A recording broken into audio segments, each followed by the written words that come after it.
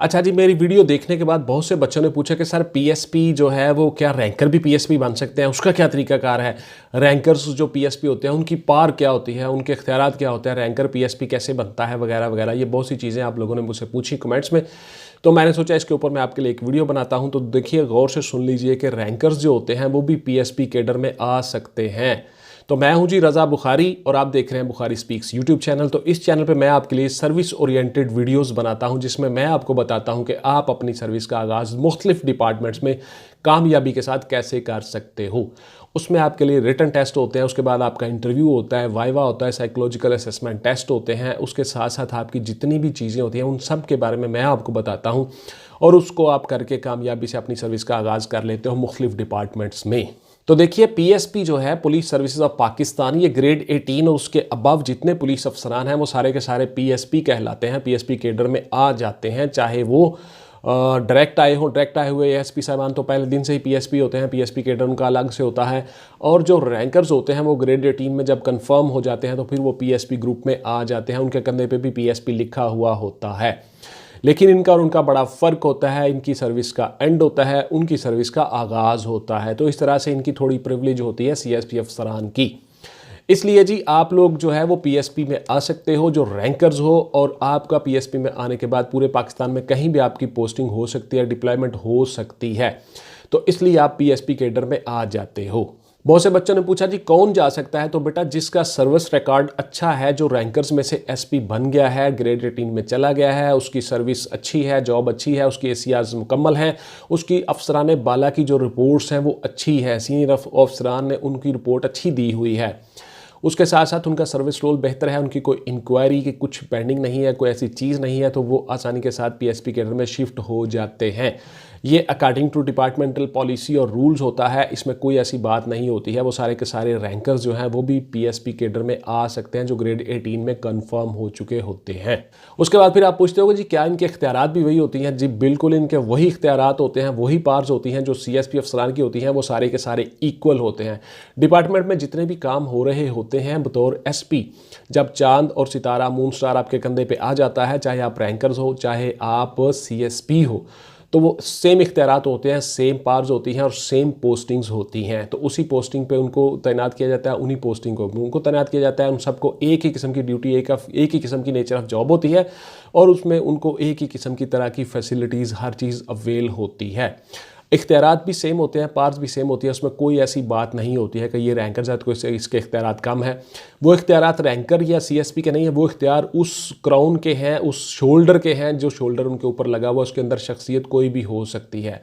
Basically उस shoulder के इख्तियारात होते हैं, उसकी पार्ट्स होती हैं, उसके रैंक्स के। तो इसलिए वो सेम ही होते हैं, इसमें कोई ऐसा फ़र्क नहीं होता। फिर आप सवाल करते हो जी पीएसपी जो है वो दूसरे महकमों में जा सकते हैं? जी बिल्कुल जा सकते हैं जी। पुलिस ग्रुप के जितने बंदे हैं पीएसपी में कैडर में, वो सारे के सारे मुख्तलिफ डिपार्टमेंट्स में जा सकते हैं, जबकि दूसरे डिपार्टमेंट्स वाले पुलिस में नहीं आ सकते। बिकॉज पुलिस का एक अपना निज़ाम है, एक सिस्टम है, उसमें कवानीन पढ़ाए जाते हैं, मुजरमों के साथ टैकल करना, कोर्ट्स प्रोसीजर, उसके बाद फिर इनको लॉ पढ़ाया जाता है, कवानीन, सेक्शन ऑफ लॉ, कौन सा जुर्म किस सेक्शन में आता है, कौन सा जुर्म होगा तो किस सेक्शन के तहत में एफआईआर दर्ज करेंगे, ये सारे के सारे बाकी महकमे नहीं जानते।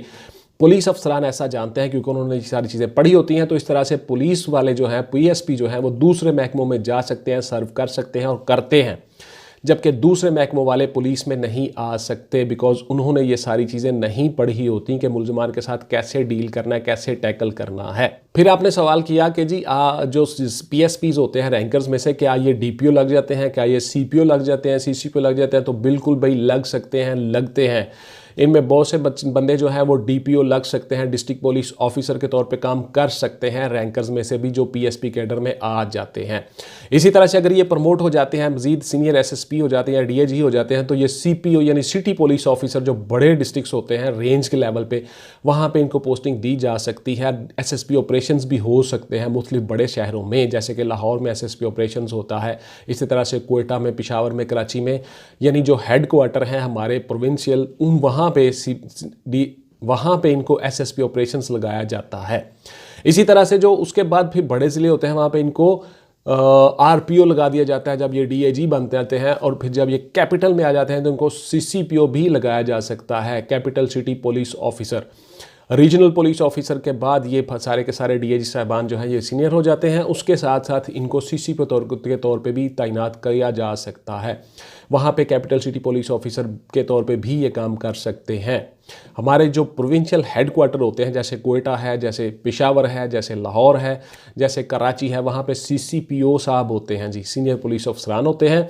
उनके मतहत पूरे का पूरा वो डिस्ट्रिक्ट जो है वो काम कर रहा होता है, जो सूबाई दारुल हुकूमत होता है। फिर आप लोगों ने सवाल किया कि PSP जो होते हैं इनका प्रोसीजर क्या होता है, इनकी सर्विस का एंड आगाज़ अख्ताम कहाँ पे होता है। ये रिटायर्ड होते हैं, उनको वही प्रिविलेज वही फैसिलिटीज़ हासिल होती हैं। तो बिल्कुल जी, जब ये रिटायर्ड हो जाते हैं तो इनको वही सेम प्रोसीजर्स, सेम फैसिलिटीज़ और सेम सारे अलाउंस हर चीज़ मिलती है जिस तरह से CSP अफसरान को मिलती है। यानी उस लेवल पे जाके आलमोस्ट ये बराबर होते हैं सारे के सारे, और इनको वही प्रोसीजर वही तरीक़ाकार के तहत इनको रिटायर्ड किया जाता है जिस तरह से CSP अफसरान को किया जाता है। इसी तरह से उनकी मरात और उनका ग्रेड, उनका रैंक, हर चीज़ इक्वल होती है, और उसी तरह से उनको इक्वल अलाउंसेस भी मिलते हैं। सारी की सारी ग्रेजुएटी, उनकी पेंशन, उनकी हर चीज़ वैसी ही मिलती है, मरात वैसी ही होती हैं जैसी CSP अफसरान की होती हैं। पुलिस ग्रुप के जितने बंदे हैं PSP में, कैडर में, वो सारे के सारे मुख्तलिफ डिपार्टमेंट्स में जा सकते हैं, जबकि दूसरे डिपार्टमेंट्स वाले पुलिस में नहीं आ सकते, बिकॉज पुलिस का एक अपना निज़ाम है, एक सिस्टम है, उसमें कवानीन पढ़ाए जाते हैं, मुजरमों के साथ टैकल करना, कोर्ट्स प्रोसीजर, उसके बाद फिर इनको लॉ पढ़ाया जाता है, कवानीन, सेक्शन ऑफ लॉ, कौन सा जुर्म किस सेक्शन में आता है, कौन सा जुर्म होगा तो किस सेक्शन के तहत में FIR दर्ज करेंगे, ये सारे के सारे बाकी महकमे नहीं जानते। फिर उसके बाद आपने मुख्तलिफ सवाल किए हैं कि जी CSP और PSP में क्या फ़र्क होता है, फ़लाँ होता है। तो बेटा मैं जो आपको बता रहा हूँ उसके मुताबिक फ़र्क सिर्फ यही है कि इनकी जो रैंकर्स होते हैं इनकी सर्विस का तकरीबन एंड हो रहा होता है, और जो हमारे CSS करके CSP साहिबान डायरेक्ट PSP ग्रेडर में आते हैं उनकी सर्विस का आलमोस्ट आगाज़ होता है। यानी जहाँ पे इन्होंने एंड करना होता है वहाँ से उन्होंने शुरू करना होता है, तो इसलिए उनका फ़र्क और इनका फ़र्क ऐसा होता है। उसके साथ साथ जब ये सेम रैंक पे होते हैं तो रैंक का कोई फ़र्क नहीं होता, बिकॉज रैंक का अपने जो शोल्डर होता है उसके इख्तियारात और पार्स होते हैं, उसके अंदर इंसान कोई भी हो सकता है। सेम उसी तरह जिस तरह मेरी वीडियो पड़ी हुई है SHO के बारे में कि बहुत से इंस्पेक्टर्स में से एक को SHO लगा दिया जाता है तो रैंक सेम होता है, तनख्वाह सेम होती है, हर चीज़ सेम होती है, लेकिन SHO की पार्स इख्तियारात बढ़ जाते हैं। वो एक सीट का नाम है, रैंक वही है, सीट का नाम है SHO, स्टेशन हाउस ऑफिसर। इसी तरह से जो सब इंस्पेक्टर होते हैं उनमें से जो SHO लगा दिया जाता है उसको भी वो सीट की वजह से इख्तियारात ज़्यादा मिल जाते हैं, उसकी पार ज़्यादा बढ़ जाती हैं, लेकिन रैंक, तनख्वाह, प्रमोशन क्राइटेरिया, तनख्वाह, रैंक, हर चीज़ बराबर होती है। तो बतौर SHO उनकी प्रिविलेज जो है वो एक अलग चीज़ है, वो एक सीट का नाम है। इसी तरह से जो CSP और PSP रैंकर्स हैं वो सारे के सारे शोल्डर सेम है, हर चीज़ सेम है, मरात, इख्तियारात, सैलरी, हर चीज़ सेम है, और उसके साथ साथ सिर्फ उनकी जो एज ज़्यादा होती है, उनकी रिटायरमेंट करीब होती है, इनकी सर्विस शुरू हो रही होती है, इनकी एज कम होती है, ये यंग होते हैं, एनर्जेटिक होते हैं, पढ़े लिखे लोग होते हैं और डायरेक्ट आते हैं। तो इस तरह से इनका ये क्राइटेरिया होता है जी। तो व्यूअर्स ये थी जी मेरी आज की वीडियो। आपका कोई सवाल हो, कोई क्वेरीज हो तो मुझसे ज़रूर कीजिएगा। आप लोगों ने, आप सवाल किस तरह करते हो, सर बुक का नाम बता दें, ये सवाल नहीं है पुत्र, वो आप चीज़ें आपको हमने बतानी होती है एकेडमी में या ऑनलाइन, या कोई एक बुक नहीं होती, एक मुकम्मल प्रोसेस होता है एक तैयारी का, स्टडी का। उस प्रोसेस में से आपको गुजारा जाता है, उसके बाद फिर आपको चीज़ें बताई जाती हैं। सवाल ये होता है कि इसमें मुझे ये चीज़ का इबाहम है, ये ज़रा बता दें ये कैसे होता है, इसमें जो आपने वीडियो बनाई है इसमें ये चीज़ आपने बताई है, इसका मुझे बता दें, ये इस तरह का सवाल होता है। फिर आप नेट के ऊपर, फिर आप सोशल मीडिया के ऊपर, व्हाट्सएप के ऊपर फिर लड़ाई शुरू कर देते हो, झगड़े शुरू कर देते हो, जनाब इस तरह हो गया तो फिर आपने ये क्यों नहीं बताया जी ये। तो उत्तर, मेरे पास इतना टाइम नहीं होता फजूल में बहस करने का, फजूल चीज़ों का, मेरे पास बहुत से काम होते हैं। तो इसलिए आपने सवाल जो है वो टू दी पॉइंट करना होता है, और उतना ही सवाल करना होता है जितना बनता है, लॉजिकल होता है, फजूल बहस में नहीं पड़ना। आप लोगों के पास बहुत टाइम होता है, आप बैठे रहते हो, पता नहीं क्या क्या करते रहते हो, तैयारी नहीं करनी, फजूल काम में टाइम ज़ाया करते रहते हो। तो इस तरह से आपके लिए मेरी रिक्वेस्ट भी है कि सवाल उतना ही करें जितना होता है, बनता है, और लॉजिकल सवाल किया करें, और उस वीडियो, उस कंसर्निंग पॉइंट के मतलब सवाल किया करें। थैंक यू वेरी मच जी। इंशाल्लाह ताला मिलते हैं किसी अगली वीडियो में नए मौजूद, नए टॉपिक के साथ। टिल देन टेक केयर, अल्लाह हाफिज़ एंड गुड बाय। पाकिस्तान जिंदाबाद।